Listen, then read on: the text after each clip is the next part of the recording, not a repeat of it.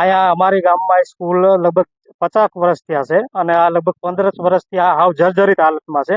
વારંવાર અહીંયા કદાચ આ શિક્ષકો અલગ અલગ બદલે છે, શિક્ષકને રજૂઆત કરતા તે છતાંય આ પણ કોઈ પણ ધ્યાનમાં લીધું નથી.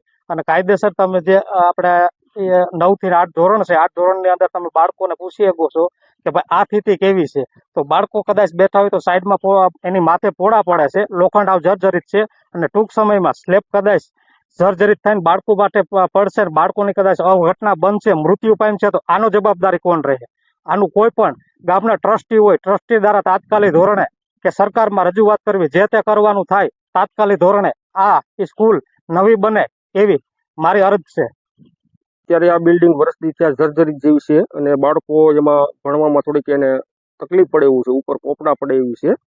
જેથી કરીને આપણે સરકારને નમ્ર વિનંતી કે આ બિલ્ડિંગ સારું બનાવે એવું આપણે સરકાર પાસે ધ્યેય રાખીએ છીએ. આ તો ટ્રસ્ટ સંચાલિત છે, પણ ટ્રસ્ટ સંચાલિત હોય પણ તો જેના જે ત્યાંના જે સભ્યો હોય કમિટીના, એ બધા ગામના લોકો અને ગામના અગ્રેસરો ધ્યાન દે અને બાળકોના ભવિષ્ય માટે આખો વિડીયો જોવા માટે ડાઉનલોડ કરો દિવ્ય ભાસ્કર એપ.